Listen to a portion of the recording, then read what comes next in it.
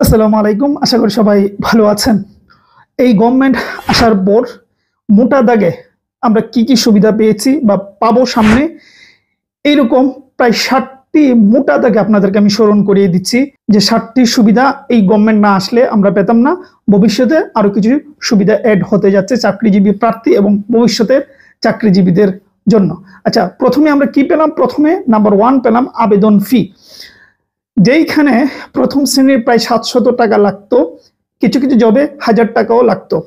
তো সেই 700 টাকা থেকে প্রথমে পিএসসি 200 টাকা নিয়ে আসলো, তারপর পিএসসি কে অন্যরাও অনুসরণ করলো। মানে আগের একটার আবেদন টাকা দিয়ে এখন 3টার আবেদন করা যায়। মানে এটা কোনো সাধারণ বিষয় নাই ভাই, এটা অসাধারণ একটা বিষয় হয়েছে যে 200 টাকার ভেতরে, সর্বোচ্চ 200 টাকার ভেতরে আপনারা আবেদন করতে পারে। 2 নম্বরে যে বিষয়টা আমরা পেতে যাচ্ছি সেটা হচ্ছে ভাইবার নাম্বার। পিএসসি তে 100 নাম্বার নেওয়ার জন্য কাজ করতেছে যে ভাইবা হবে 100 নাম্বার কম, মানে আরো যত কমিয়ে আনা যায় তাতে লাভ কি? লাভ হবে ভাইবাতে যত নাম্বার কম থাকবে তত দুর্নীতির সুযোগ থাকবে কম, মানে সুযোগটা কম থাকবে। কারণ স্যারে চাইলেও তো আপনাকে নাম্বার বেশি দিতে পারবে না।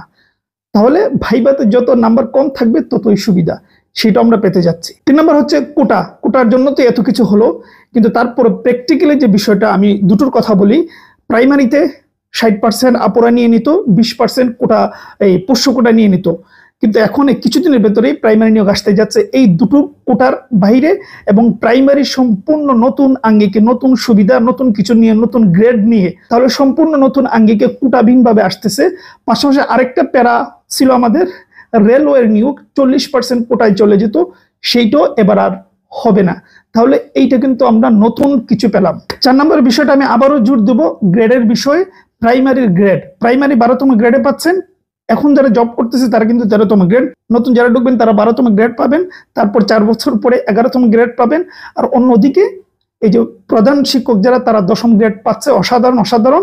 এবং সহকারী শিক্ষক থেকে, অর্থাৎ সিনিয়র শিক্ষক থেকে আপনারা হবেন গিয়ে প্রধান শিক্ষক, যেটা আগে নন ক্যাডার থেকে দেওয়া হতো। এটা বিশাল কিছু একটা হলো। 5 নম্বর হচ্ছে অপেক্ষমান তালিকা। ইতিমধ্যেই তারা ফাইল তৈরি করেছে, প্রধান উপদেষ্টার কার্যালয় দিয়েছে, যে অপেক্ষমান তালিকা বলতে যারা নিয়োগ পাবে প্রাইমারিতে, বিভিন্ন যারা নিয়োগে জয়েন করবে না। ইতিমধ্যে আমি এটা নিয়ে ডিটেল কথা বলছি, অল্প করে বলছি এখানে, যে অপেক্ষমান তালিকা থেকে 2জনকে স্ট্যান্ড বাই রাখা হবে। কেউ কোনো কারণে যদি জয়েন না করে তাহলে পরবর্তীতে ওই 2জন থেকে একজনকে দিয়ে দেওয়া হবে। ঠিক আছে, নতুন করে কোনো সার্কুলার দেবে না। এটা একটা ভালো জিনিস চালু হচ্ছে, কারণ অনেকেই জয়েন করে না, বিশেষ করে প্রাইমারিতে এই বিষয়টা বেশি হয়, অন্য অন্য জবেও হয়। তাহলে অপেক্ষমান তালিকা একটা ভালো বিষয় হলো। 6 নম্বরে পিএসসি ঘোষণা দিয়েছে, আপনারা হয়তো মনে থাকবে কিনা, আমি কিছুদিন আগে পিএসসির একটা অনুষ্ঠানে অংশগ্রহণ করেছিলাম, সেটা আপনাদেরকে দেখিয়েছিলাম। পিএসসির যত মেম্বার রয়েছে, স্যার সহ, চেয়ারম্যান মুবাশির স্যার সহ আমরা কথা বলছিলাম। ওখানে উনি মানে ক্লিয়ারলি বলছে যে আমাদের স্লোগান হচ্ছে মেধা যার চাকরি তার। এবার মেধাবীরা সুযোগ পাবে, এই নিশ্চয়তা স্যার দিয়েছেন। এবং আমার যেহেতু একটা চ্যানেল আমি মেনটেন করি, স্যারকে বলছি, তখন উনি আমাকে বললেন যে তোমার চ্যানেলদেরকে বলতে পারো, যারা তোমার কথা শুনে এই আশ্বস্ত করতে পারো যে মেধাবীদেরকে পিএসসি সুযোগ বেশি দেবে, এবং এটাই পিএসসির টার্গেট। তো মেধাবীরা অন্য যে কোনো সময়ের তুলনায় এইবার সুযোগ বেশি পাবে, দুর্নীতি কম হবে। একেবারে হবে না সেটা তো আর বলছি না, কিন্তু মেধাবীদের সুযোগ বা মেধাবীদের সময় হচ্ছে এই সময়টা। সবশেষ, চাকরিজীবীদের জন্য নতুন নতুন গ্রেডিং সিস্টেম হচ্ছে, বেতন ভাতা তৈরি হচ্ছে, কিছু কিছু সুবিধা আলোচনার পর্যায়ে রয়েছে, কিছু কিছু বিষয় হয়ে যাবে। এরকম বেশ কিছু জিনিস শুনতেছি, এগুলো আমি এখন আর বলছি না, কারণ ওগুলার আমি নিজে এতটা শিওর হতে পারছি না। হয়তো সামনে এগুলো নিয়ে কথা বলবো।